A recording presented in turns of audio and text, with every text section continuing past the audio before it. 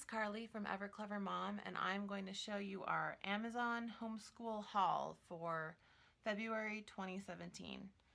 I have a set budget that I try to stick to, and sometimes I can make it last for the whole month, and sometimes I sort of spend it all at once. And this was a spend it all at once month because I knew that I wanted some of the money to go towards a new museum membership, so I didn't have quite as much to play with as I usually do, but we still got some pretty fun stuff.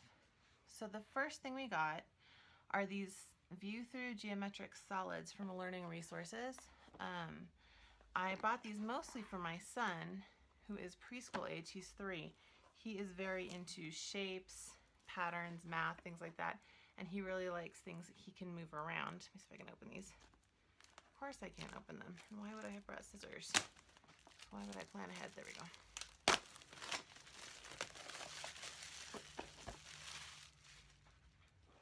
These looked so pretty online.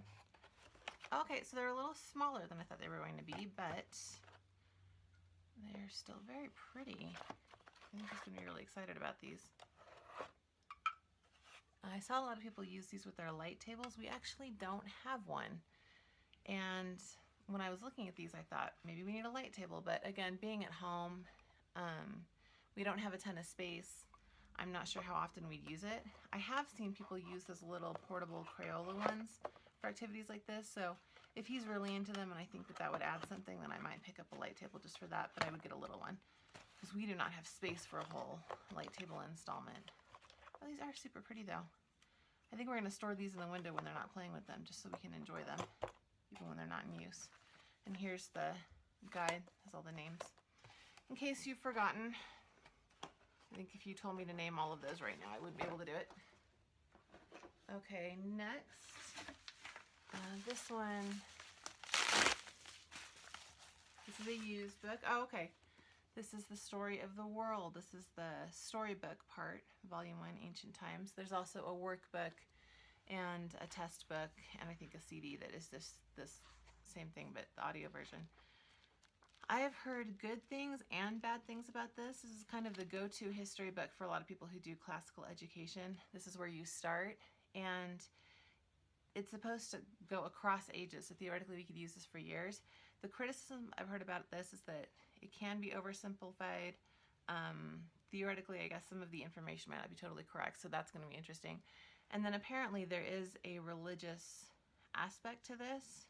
I heard it's minor, but it's there. And so for families like ours who aren't necessarily doing religious teaching at home, you know, that could be a hit or miss, but I'm excited. I mean, tons of people use this. If nothing else, maybe it'll give me some good ideas. We'll see if I actually want to read it with the kids. Let's see. This one, this mental blocks game from Learning Resources, this is actually sort of cheating because I didn't pay for this. This is something that was sent to me for review. We just haven't had a chance to pull it out yet, but I'm really excited about it because they asked me if I wanted to try it out, and then right after I said yes, I swear I saw it everywhere where people were playing it on Instagram and recommending it on Facebook, and it's a 3D puzzle game, little cards, looks like there's little pieces, activity guide included. I mean, I think, you know, the game part will be fun, but then I bet you that we could do fun things just with these pieces, turn those into some lessons. So I'm excited about this one. I am betting that we'll crack it open sometime this weekend. Okay, this I'm not totally sure about, I will warn you. This is the Merari OK to Wake clock, because our kids are getting out of bed about an hour before we want them to get out of bed. And it makes us like them less first thing in the morning. So I wanted to get a clock so that they knew, okay, on some level, so they knew when we could get up. You know what, we're just gonna do this. And I looked around, there were some different styles of clocks that change colors when it's time to wake up, which is kind of what I was looking for. This is not exactly what I was looking for because it's really simple. If I remember correctly, I ordered the one that was a digital clock, which means it doesn't have the little clock face, so it's not that great for learning to tell time. Ugh, come at you. There we go. Yeah, see? It has only this little, where it really just tells you what time it is. And theoretically, this whole thing changes colors depending on when it's time to get up. The reason that I did end up going with this one and not one of the ones that had the full clock face is that the other ones just had tons of reviews that were, they ranged from things stopped working to that it had a really annoying noise, etc. This was inexpensive and a whole lot of people have used it. One drawback, it only comes with a USB. It doesn't come with the part that plugs into the wall. Luckily, people had complained enough about that in the Amazon comments that I knew that, so I ordered a charger separately. It's not here yet, but as soon as it gets here, we're gonna try this out. And I mean, I feel bad that it's not really gonna help them learn how to tell time, but at the same time, I really just want to get more sleep. So this is a short game purchase. Okay, let's see what are, oh, this is just little whiteboard markers. Got one for both Eva and Calvin so they don't have to fight over it, because we are going to do a fun dry erase installment in our house that the kids don't even know about. And I will post a video of that later. I'm excited about that. Got their markers ahead of time because I could anticipate the fighting over who got to erase stuff. These things, bought separately, meant to go together. So Eva is my kid that's really into art. That is her thing. And I love art, but I don't know enough about it to feel like I could just teach her without any kind of outside resource. So I looked into lots of different art books, and so many of them were just, you know, the pictures and then a little bit from the artist, and I felt like they were going to be kind of overwhelming. So I got this book, Vincent Starry Night and Other Stories, A Children's History of Art by Michael Bird. And the nice thing about it is that there's quite a few pieces in here, and it's organized chronologically, so you can sort of go along and see how art evolves over time. But each of the pieces has an actual story, something to go along with it, so it isn't just, here's the painting, this is the person who painted it, and then move on with your life. And I feel like that's going to be better to work through slowly. That's going to give more context so that we can sort of fit that into our history lessons. It's not just rapid fire paintings after paintings. And I'm actually excited about this because a lot of these paintings I recognize, but I don't know anything about the artist, despite the fact that I took art history in college and all that. I think that that really just didn't stick with me. And to start out, we're going to start with Vincent van Gogh and his Starry Night painting, which is this story that's in here. And I got Eva this little paint by number museum series, Starry Night. I love these. I think they're so cute.